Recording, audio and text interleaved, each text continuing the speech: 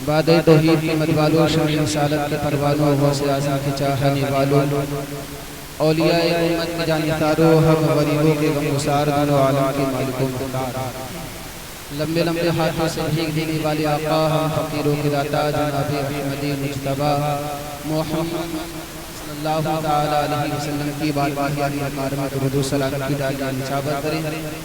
पढ़े व आवाज़े बुलंद अल्लाहुम्मा सल्ली अला सय्यिदिना शफीना हबीबिना मौलाना मुहम्मद मुबारक वसल्लम सलातु व सलाम अलैका या रसूलुल्लाह सल्लल्लाहु तआला अलैहि वसल्लम। क्योंकि हज़रात ये बज़्म, ये प्रोग्राम पीरे पीरा मीरे मीरा शाह मीरा शेख अब्दुल कादिर जिलानी बगदादी रहमतुल्लाह अलैह के ताल्लुक से रखा गया है, क्योंकि ये महीना 11वीं शरीफ का महीना है जो कि गौसे आज़म के नाम से मंसूब है। इस महीने को गौसे आज़म का महीना भी कहा जाता है। इस महीने की अज़मतें बरकतें बहुत हैं, क्योंकि ये महीना गौसे आज़म का है। इसी के ताल्लुक हुज़ूर गौसे आज़म की मनक़बत के चंद अशार समाअत करें। नेकियों में इजाफा करने के लिए एक मरतबा और दुरूद पाक पढ़ें। अल्लाहुम्मा सल्ली अला सय्यिदिना शफीना हबीबिना मौलाना मुहम्मद मुबारक वसल्लम सलातु व सलाम अलैका या रसूलुल्लाह सल्लल्लाहु तआला अलैहि वसल्लम। कि है गौसे आज़म सभी से निराले, है गौसे आज़म सभी से निराले, बगदाद वाले बगदाद वाले, गौसे आज़म सभी से निराले, बगदाद वाले बगदाद वाले, हैं गौसे आज़म सभी से निराले, हैं गौसे आज़म सभी से निराले, बगदाद वाले बगदाद वाले, हमसे गरीबों के हमसे गरीबों को है वो संभाले, बगदाद वाले बगदाद वाले, हम सब गरीबों को है वो संभाले, बगदाद वाले बगदाद वाले, हैं गौसे आज़म सभी से निराले, बगदाद वाले बगदाद वाले। कि मैं कुछ नहीं हूँ तुम्हारा करम है, मैं कुछ नहीं हूँ तुम्हारा करम है, तुम्हारे करम से ही हाँ मुझ में दम है, मैं कुछ नहीं हूँ तुम्हारा करम है, तुम्हारे करम से ही मेरा भरम है। ये जिंदगानी है जिंदगानी तुम्हारे हवाले, बगदाद वाले बगदाद वाले, जिंदगानी तुम्हारे हवाले, बगदाद वाले बगदाद वाले, हैं गौसे आज़म सभी से निराले, बगदाद वाले बगदाद वाले। और एक आशिक़ गौसे आज़म का दीवाना जब बगदाद की सरजमी पर जाता है तो उसका आलम, उसकी कैफियत, उसका हाल क्या होता है, शायर लिखता है समात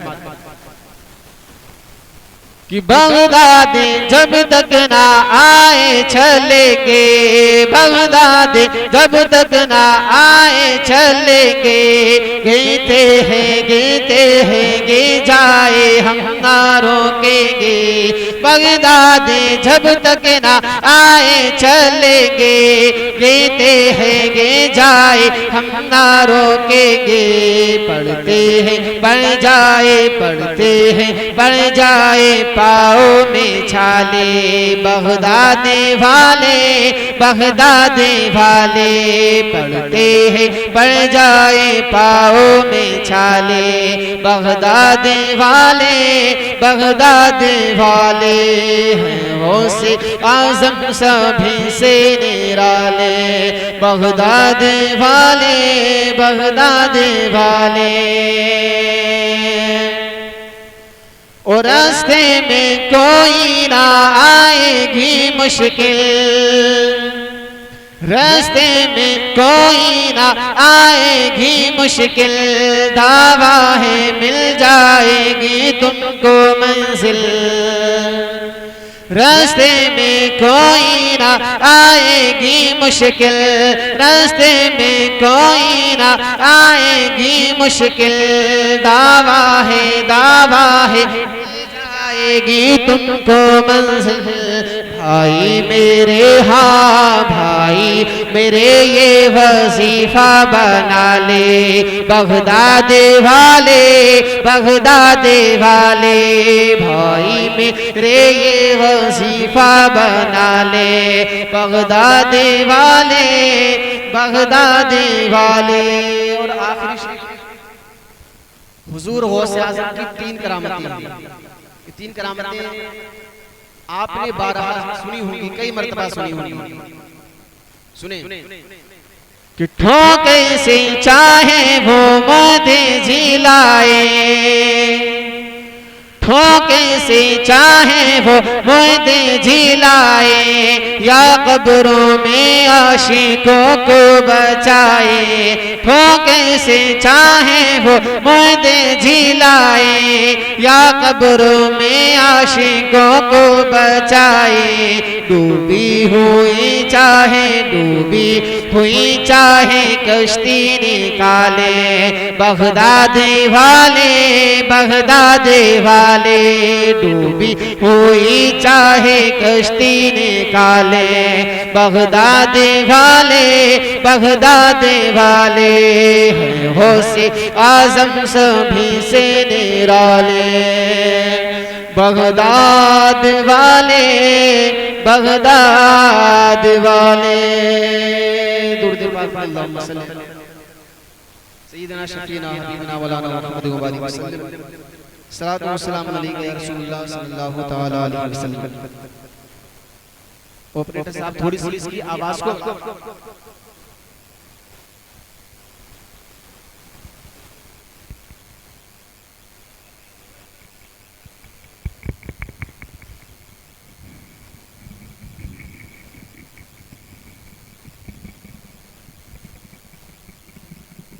अल्लाहुम्मा सल्ली अला सय्यिदिना शफीना हबीबना मौलाना मुहम्मद व बारिक वसल्लम।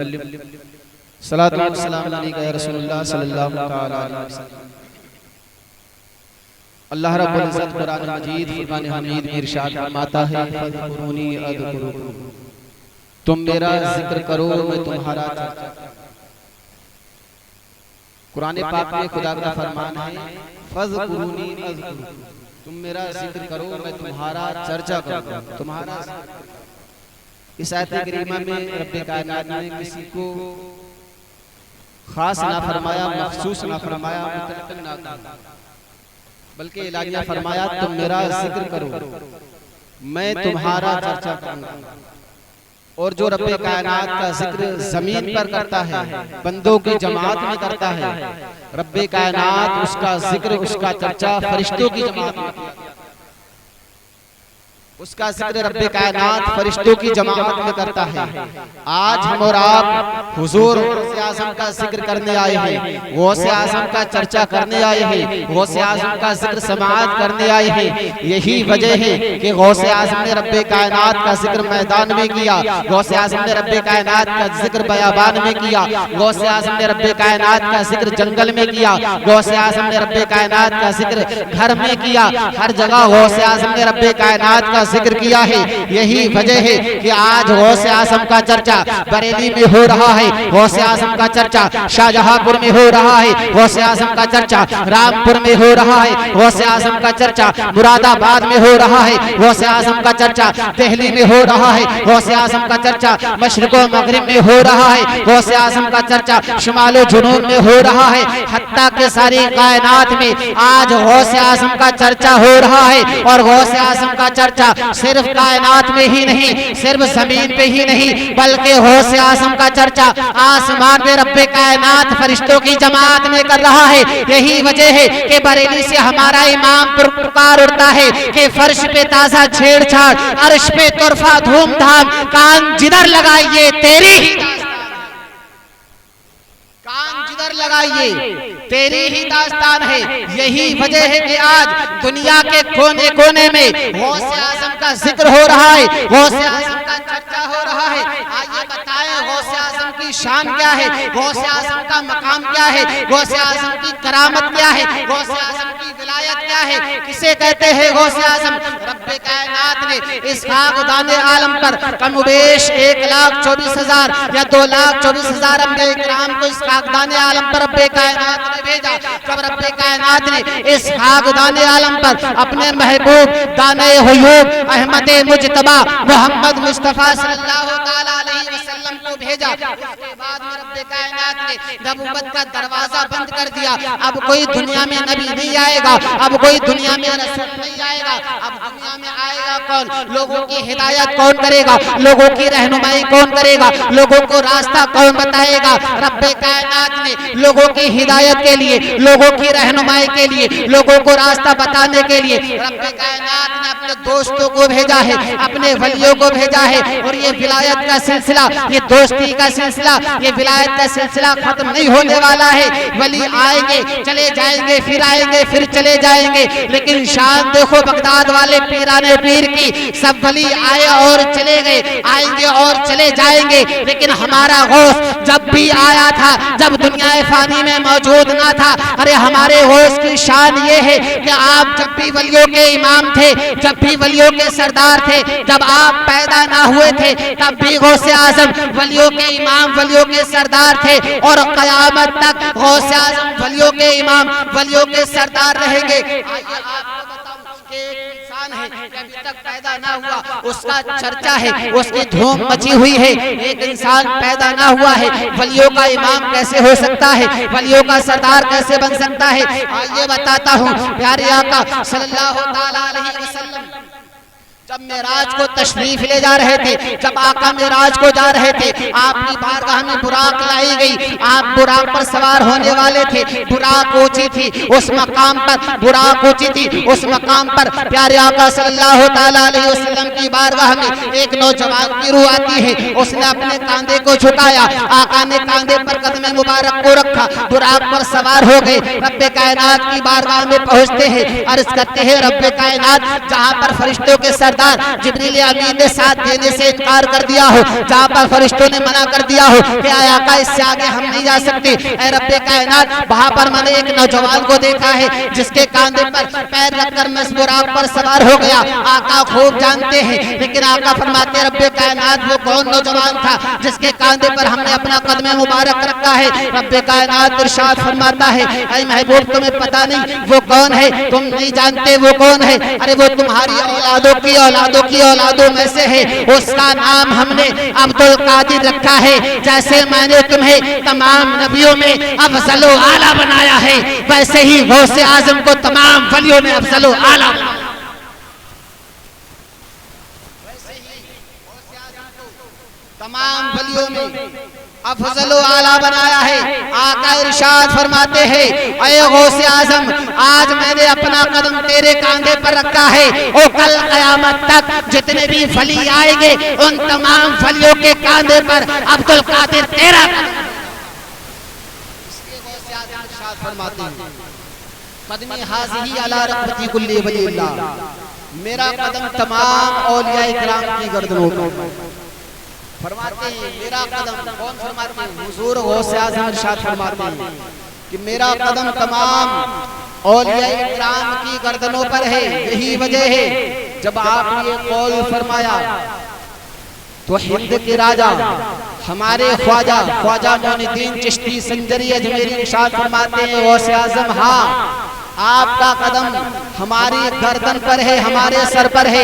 जब इसी कौल को बरेली के इमाम आला हजरत के शहजादे हुजूर मुफ्ती आजम हिंद सुनते हैं तो इरशाद फरमाते हैं हाँ गौसे आजम आपका कदम हमारे सर और गर्दन पर भी है, हमारी आंखों पर भी है। आप फरमाते हैं ऐ गौसे आजम ये दिल ये जिगर है, ये आंखें ये सर है, जहां चाहो रखो कदम।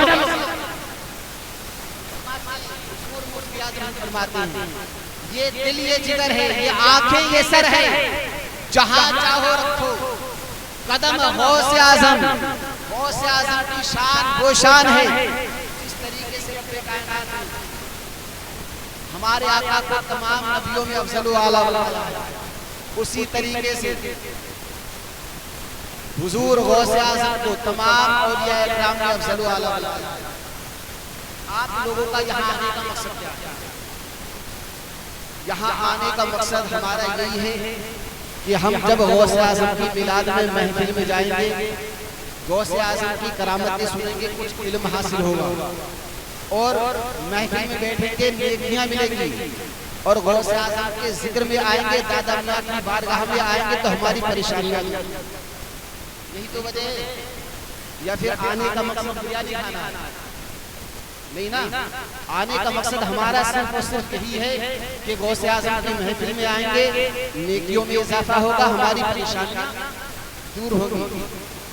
तो गौसे आज़म की महफिल में आने वालों, गौसे आज़म के मकाम को जानना चाहते हो, गौसे आज़म की शान को जानना चाहते हो, गौसे आज़म की विलायत को जानना चाहते हो, गौसे आज़म की करामत को जानना चाहते हो, तो गौसे आज़म की शान को जानने के लिए, गौसे आज़म के मकाम को जानने के लिए, गौसे आज़म की करामत को जानने के लिए, गौसे आज़म की विलायत को जानने के लिए दुनिया में चक्कर लगाने की जरूरत नहीं है, दुनिया में घूमने की जरूरत नहीं है, लंदन और अमेरिका में जाने की जरूरत नहीं है, मॉरिशस में जाने की जरूरत नहीं है, मशरिक और मगरिब शुमाल जुनूब कहीं जाने की जरूरत नहीं है। अगर गौसे आज़म की शान को जानना ही है कि क्या शान है गौसे आज़म की, गौसे आज़म के मकाम को जानना ही है, तो कहीं जाने की जरूरत नहीं है, बल्कि बरेली की सरजमी पर हुजूर आला हजरत इमाम अहमद रजा की बारगाह में चले जाओ। कहाँ जाना है?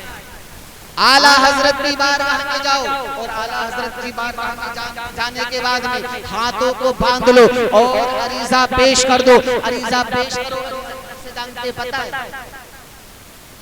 अरीजा पेश करो। आला हजरत ने अरीजा पेश करने का तरीका भी हमें बता दिया है। जब प्यारे आका सल्लल्लाहु ताला अलैहि वसल्लम की बारगाह में बरेली का इमाम पहुंचता है, आला हजरत आका की बारगाह में जब पहुंचते हैं तो आका के रोज़े अंबर के सामने आला हजरत हाथों को बांधते हैं और अरीजा पेश करते हैं, या रसूल अल्लाह दीदार मुबारक करा दीजिए, या नबी अल्लाह दीदार मुबारक करा दीजिए, या रहमतुल लिल आलमीन दीदार मुबारक करा दीजिए। आका अरीजा पेश करते, आला हजरत पेश करते चले जा रहे हैं, लेकिन आका ने दीदार ना कराया। इसलिए आला हजरत इरशाद फरमाते हैं, आला हजरत इरशाद फरमाते हैं कि आला हजरत इरशाद फरमाते हैं, वो सुए लाल हजार फिरते हैं, तेरे दिन ए बहार फिरते हैं, कोई क्यों पूछे तेरी बात रसा, तो से शैदा हजार फिरते हैं। जब आला हजरत को प्यारे आका का दीदार हो गया तो आला हजरत पुकार उठते हैं, तो जिंदा है वल्लाह, तू जिंदा है वल्लाह, मेरी चश्मे आलम से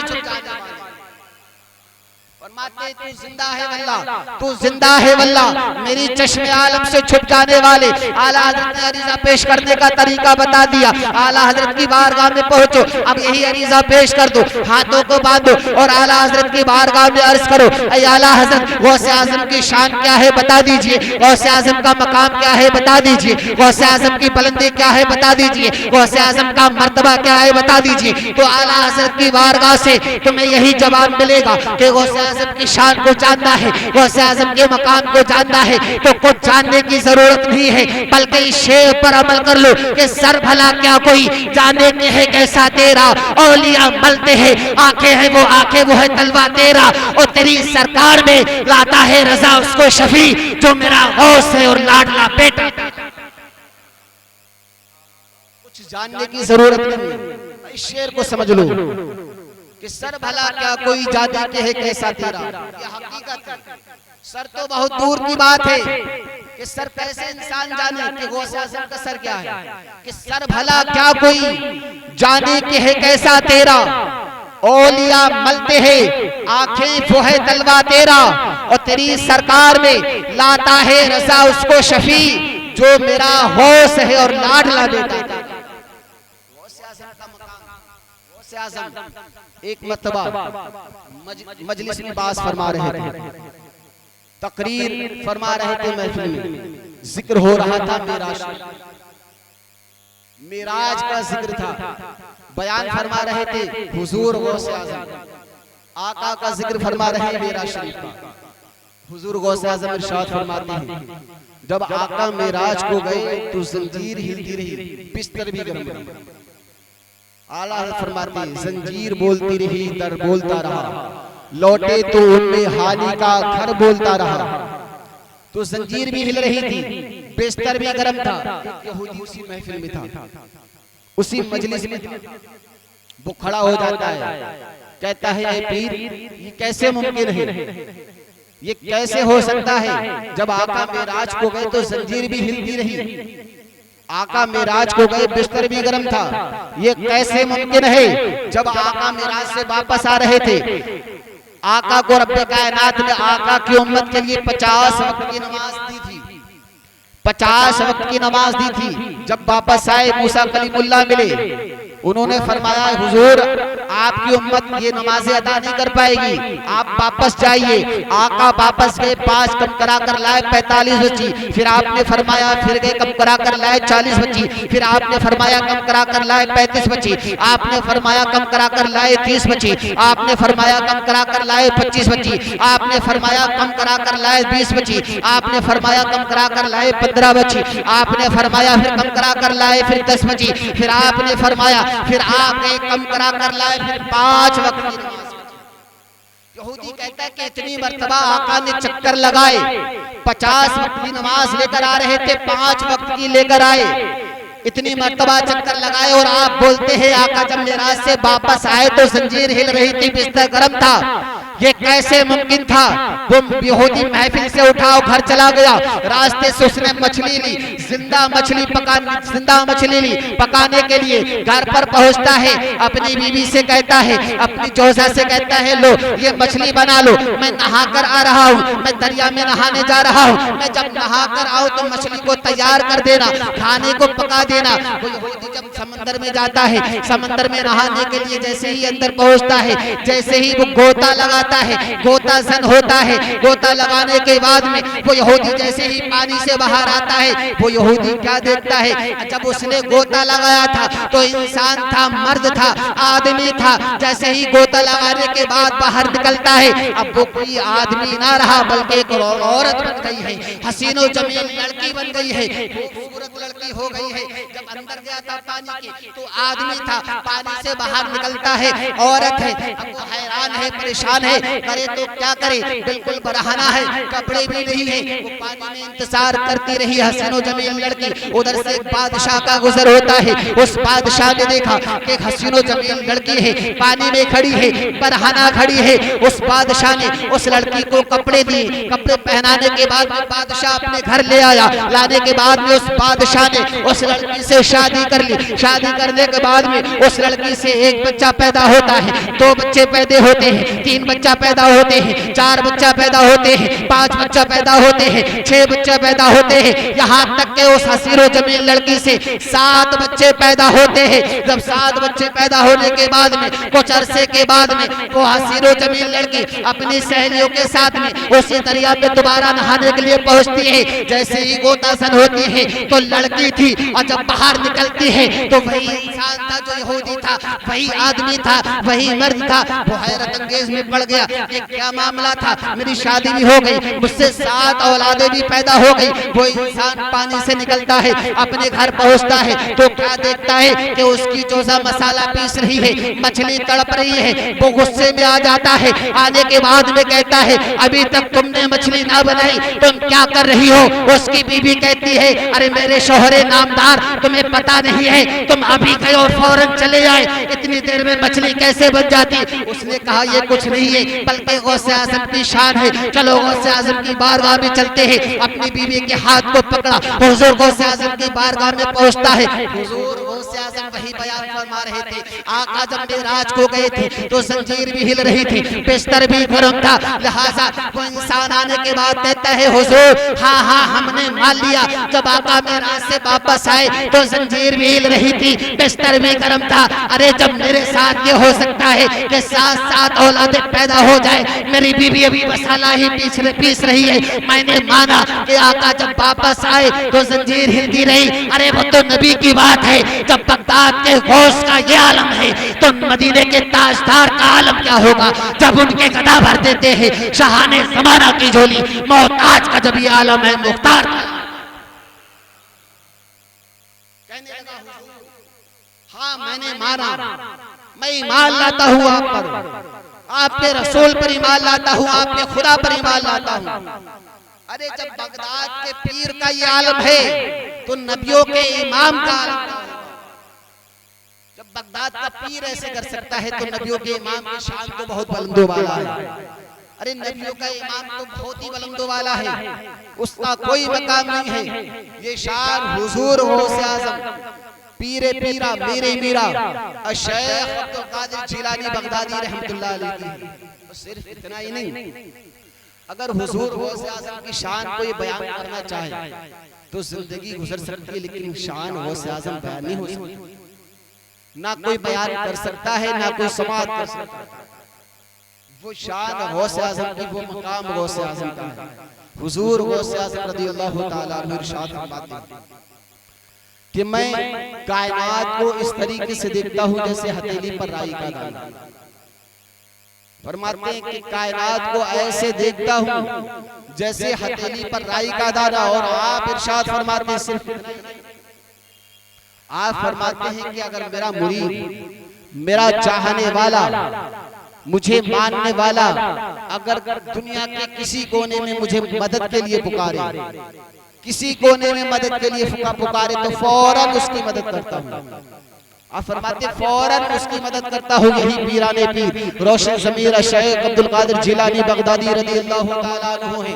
आप मदरसे में है, वुज़ू फरमा रहे थे, आपके शागिर्द आपके इर्द गिर्द खड़े थे, आपके चाहने वाले, आपके मुरीदीन आपके इर्द गिर्द खड़े थे, आप वुज़ू फरमा रहे थे। वुज़ू फरमाने के बाद में आपने अपने खड़ाऊ को उतारा और हवा में मुअल्लक कर दिया। जब खड़ाऊ को हवा में मुअल्लक किया, वो खड़ाऊ वापस नीचे ना गिरी बल्कि हवा में गायब हो गई, आसमान में गायब हो गई। किसी मुरीद की, किसी मुरीद की, किसी शागिर्द की इतनी जुर्रत और हिम्मत ना हुई कि हुजूर गौसे आज़म से सवाल करे, गौसे आज़म से पूछे हुजूर आपकी खड़ाऊ कहाँ चली गई, आपने आसमान में क्यों फेंकी थी। हुजूर गौसे आज़म वहां से चले गए। एक अरसे के बाद में, एक महीने के बाद में उसी मदरसे में एक काफिला आता है। उसी काफिले के सरदार के हाथ में वही खड़ाऊ होती है जो एक महीने पहले हुजूर गौसे आज़म ने आसमान पर फेंकी थी। शागिर्दों ने गौसे आज़म की खड़ाऊ को पहचान लिया। शागिर्द कहते हैं ऐ बादशाह गिरोह, ये बताओ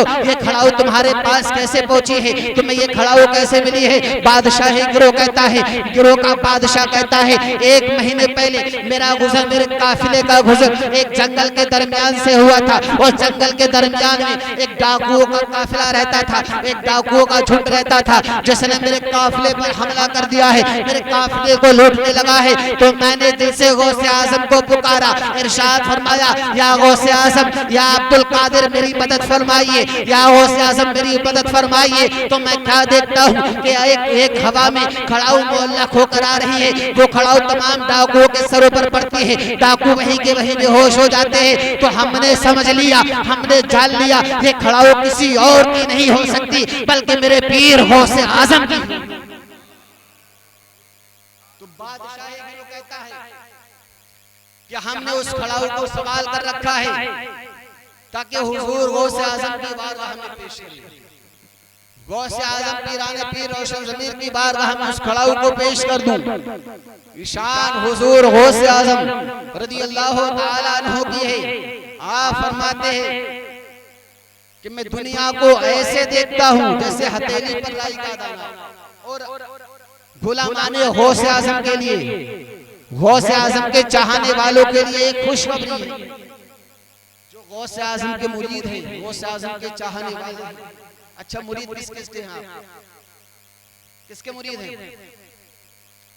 सब गौस के, लेकिन दरअसल कोई ताज शरिया का होगा, कोई सकलैन मियां का होगा, और हो सकता है किस्मत से कोई हुजूर मुफ्ती आज़म का भी। अभी हैं हुजूर मुफ्ती आज़म के मुरीद। तो जब कोई पीर मुरीद करता है, जब कोई पीर मुरीद करता है तो उसका आलम वो क्या कहता है?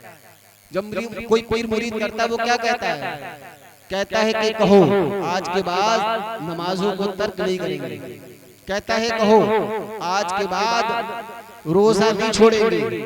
कहो आज के बाद झूठ नहीं बोलेंगे। कहो आज के बाद गीबत नहीं करेंगे। यही गौसे आज़म रज़ियल्लाहु ताला अन्हु की बारगाह में एक चोर आता है मुरीद होने के लिए। वो चोर जब गौसे आज़म की बारगाह में पहुंचता है मुरीद होने के लिए, तो गौसे आज़म इरशाद फरमाते हैं कि कहो आज के बाद झूठ नहीं बोलेंगे। कहता है हुजूर आज के बाद झूठ नहीं बोलेंगे। कहो आज के बाद नमाजों को तर्क नहीं करेंगे। कहता है आज के बाद नमाजों को तर्क नहीं करेंगे। कहो आज के बाद रोजे को नहीं छोड़ेंगे। कहता है ठीक है आज के बाद रोजे को नहीं छोड़ेंगे। हुजूर गौसे आज़म इरशाद फरमाते हैं कि कहो आज के बाद चोरी नहीं करेंगे। वो कहता है नहीं बस। कहता है हुजूर ये बात नहीं मानूंगा, आपकी सब बातें मंजूर है, हर काम करूंगा लेकिन चोरी नहीं छोड़ूंगा, चोरी नहीं छोड़ूंगा, हर काम करूंगा।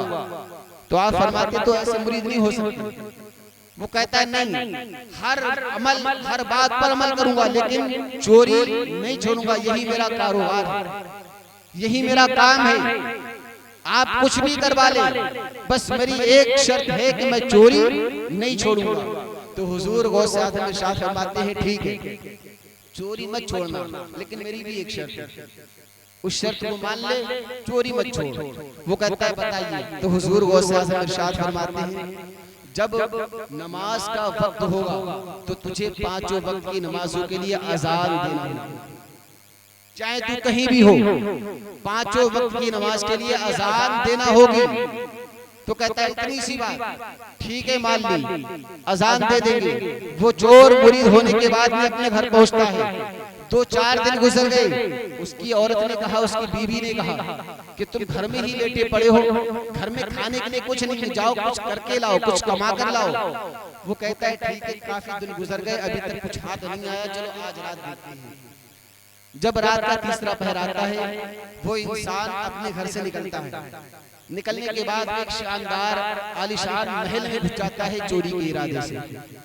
चोरी के इरादे से महल में दाखिल होता है, महल के कीमती सामान को इकट्ठा करता है, बांधता है और जैसे ही रवाना होता है, जैसे ही उस महल के दरमियान पहुंचता है, उस महल के बरामदे में जैसे ही वो इंसान वो चोर आता है तो फजर की नमाज का वक्त हो जाता है। फजर की नमाज का वक्त हो जाता है। उसे गौसे आज़म का कौल याद आ गया कि हर नमाज के लिए अजान जरूर दूंगा। उसने कहा कौल तो नहीं छोड़ूंगा, चोरी नहीं छोड़ी तो हुजूर गौसे आज़म से जो वादा किया है उसको भी नहीं छोड़ूंगा। वहीं पर सामान की गड्ढी रख दी और कानों में उंगली लगाकर अजान शुरू कर दी। जैसे ही अजान शुरू की घर के लोग जाग उठे, अजान की आवाज कहां से आ रही है, ये हमारे महल में अजान कौन दे रहा है। तमाम के तमाम लोग आकर उस इंसान चोर के पीछे खड़े हो जाते हैं जो अजान दे रहा था। जब वो अजान देकर फारिग हुआ तो क्या है कि घर के तमाम लोग जाग गए, उठ गए। अब वो परेशान करे तो क्या करे। उसने सोचा अब लगता है पकड़ गए, अब चोरी पकड़ गई, अब पिटाई होगी। तो घर के लोगों ने कहा कि हुजूर आपने अजान तो दे दी है, अजान तो पढ़ दी है, आप सफबंदी कर ली जाए, आप नमाज भी अदा करा दें ताकि आपके पीछे हम नमाज भी पढ़ ले। वो कहता है दिल में सोचता है हम तो चोर हैं और ये लोग हमें इमाम समझ रहे हैं। वो कहता है तुम्हें नहीं पता है मैं कौन हूँ, तुम नहीं जानते मैं कौन हूँ। मैं तुम्हारे घर में इस इरादे से घुसा था ताकि तुम्हारे घर के कीमती सामान को चुरा लूं और मैं चोरी के इरादे से घर में दाखिल हुआ था। लोग कहते हैं, घर वाले कहते हैं मुझे नहीं मालूम, मुझे नहीं पता है कि तुम चोर हो या कौन हो, लेकिन हाँ जब तुमने अजान पढ़ी है तो नमाज भी तुम ही पढ़ाओगे। उस इंसान ने दिल में सोचा अरे गौसे आज़म की शान तो ये है कि सिर्फ अजान पढ़ने से लोग हमारे हाथों को चूमने लगे हैं, हमारे हाथों को चूम रहे हैं, हमें इज्जत दे रहे हैं, हमारे मकाम को बढ़ा दिया है। अगर हमने चोरी को छोड़कर नमाज अदा कर ली तो हमारी शान क्या होगी। आपने फरमाया ऐ गौसे आज़म आपको मान गए, आप वलियों के इमाम पीरों के पीर हो। हुजूर गौसे आज़म की शान, ये शान है। अल्लाह तबारक व तआला हम सबको नेक अमल करने की तौफीक अता फरमाए। अस्तगफिरुल्लाह रब्बी मिन कुल्लि ज़ंबि व अतूबु इलैहि व मा अना मिनल